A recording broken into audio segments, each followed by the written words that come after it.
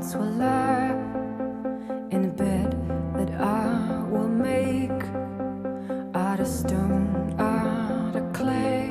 Ça va. What are the hearts that I will break? Journée mondiale de l'asthme aujourd'hui, mardi 7 mai. Laurence, bonjour. Cette année, parmi les thèmes qui sont abordés, il y a l'entourage de l'asthmatique et l'asthme prémenstruel. Oui, c'est très étonnant. Alors, un petit chiffre, 2 millions d'asthmatiques en France, mais d'asthme forme persistante. Il y en a 2 millions d'intermittents, 2 millions formes persistantes. 60% de femmes, sur ce chiffre-là. Et alors, sur ces 60% de femmes, un quart sont touchés par l'asthme prémenstruel, c'est-à-dire que ce sont les symptômes de l'asthme qui s'aggravent avant les règles, pendant les règles, et c'est un phénomène qu'on connaît très très peu en fait. C'est un traitement particulier alors ? C'est pas un traitement particulier, pendant les règles ou même pendant la grossesse, la femme doit prendre des bronchodilatateurs, comme on dit. Pour quelles raisons ? Est-ce que la piste hormonale serait impliquée ? Alors, on ne sait pas trop. Aujourd'hui, quels sont les vrais déclencheurs de l'asthme prémenstruel ? On sait que pendant la grossesse, l'asthme des femmes asthmatiques s'atténue dans un tiers des cas, qu'il s'aggrave dans un tiers des cas. Donc tout ça, c'est une question d'hormones. Hormones aussi, puisque jusqu'à l'âge de 12 ans, beaucoup plus de garçons asthmatiques, mais au-delà de 12 ans, puberté, beaucoup plus de filles asthmatiques. L'inflammation des bronches viendrait-elle de la masse grasse qui sont produites par les hormones femelles, les estrogènes. Donc c'est une piste que bientôt on aura peut-être la solution dans quelques années. Alors comment savoir quand on est une femme asthmatique si on a un syndrome d'asthme prémenstruel ? Nous sommes allés à la Maison du Poumon où on a rencontré le docteur Anne Prudhomme qui est spécialiste de l'asthme et de la santé respiratoire des femmes.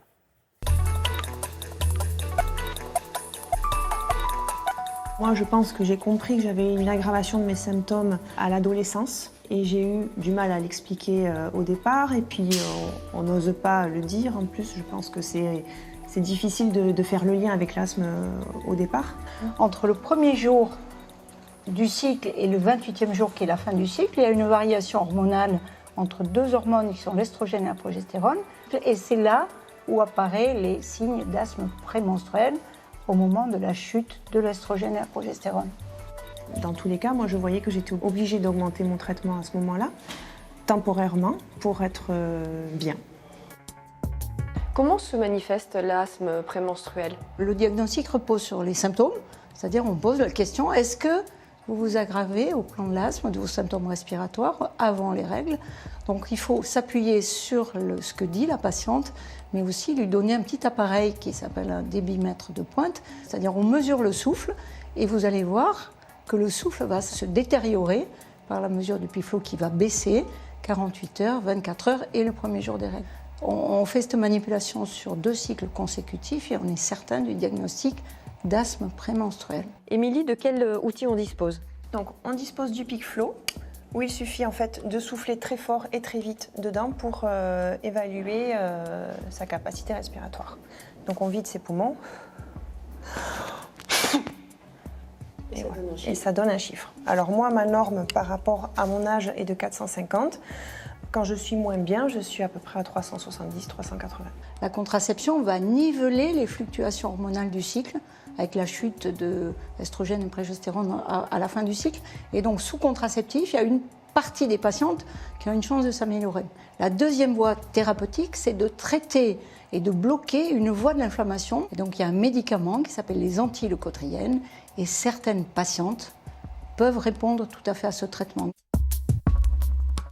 Bon, journée de l'asthme aujourd'hui, Laurence, et l'entourage de l'asthmatique, on en parle aussi. Et oui, c'est pas évident de vivre avec un asthmatique. Ça nécessite beaucoup d'implication, être attentif à la prise régulière des traitements.